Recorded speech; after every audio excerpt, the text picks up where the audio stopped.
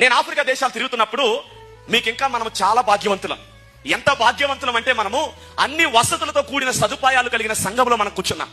నేను ఆఫ్రికా వెళ్ళినప్పుడు ఎడారిలోకి వెళ్ళాను. నేను ఎడారంటే ఇంచుమించు అడవి ప్రాంతం, అది భయంకరమైన అడవి.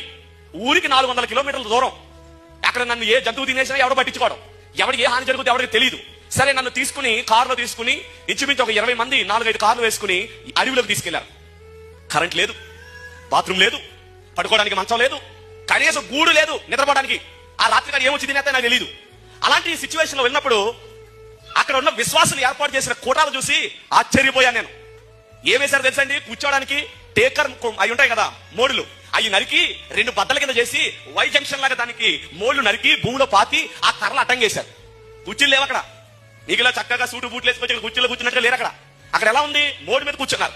కూర్చుని పిల్లల్ని మనం ఎవరు అలా చెయ్యం, పిల్లల్ని వెనకాల కట్టుకుని వాళ్ళకున్న చున్నీలతో వెనక కట్టుకుని 2 చేతులతో వాళ్ళు నిద్రపోతున్నారు. 2 చేతులతో ఆరాధన చేస్తూ చప్పట్లు కొడుతున్నారు వాళ్ళ తల్లులు.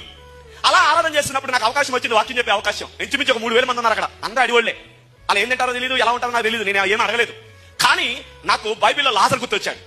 లాజరు దరిద్రుడే, కానీ విశ్వాస జీవితంలో నమ్మకస్తుడు, యథార్థవంతుడు. తినడానికి తిండి లేదు, దేవుని ఆరాధన విషయంలో ఎన్నడూ రాజీ పడలేదు. వింటున్నారా? తనకి కట్టుకోవడానికి వస్త్రం లేదు, కానీ ఆరాధన విషయంలో ఎన్నడూ దేవుని తప్పు చేయలేదు.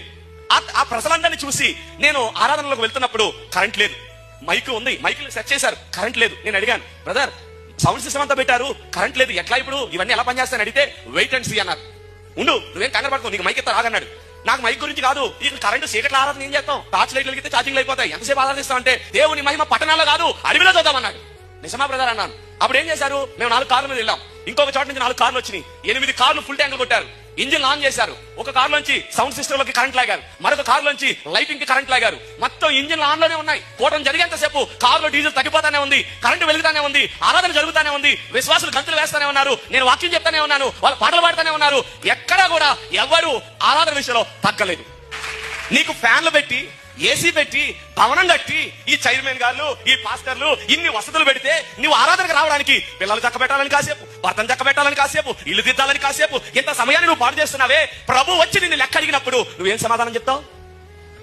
నేను నీకు సమయం ఇచ్చాను, నువ్వు సద్వినియోగం చేసుకున్నావా? బైబిల్ ఒక మాట ఉంది, దినములు చెడ్డవి గనుక సమయమును పోనీయక ఏం చేసుకోమన్నాడు? సద్వినియోగం చేసుకోమన్నాడు. అంతేనా? వాళ్ళ అడవిలో ఏం చేశారు? కరెంట్ లేదు, ఏం చేశారు? కారుని సద్వినియోగం చేశారు. నేను చూసి ఆశ్చర్యపోయిన విషయం తెలుసా? 3000 మంది పైనే ఉన్నారు. వాళ్ళు దయ్యాలు ఎవరు వెళ్ళగొడుతున్నారు తెలుసా అండి? ప్రజల్లో నుంచి పాస్టర్లు కాదండి, విశ్వాసి. ఒక విశ్వాసి ఇంకొక వ్యక్తికి దయ్యం పట్టి ప్రార్థన చేస్తుంటే ఆ విశ్వాసి ప్రార్థనకి దయ్యం మారిపోతుంది అక్కడ.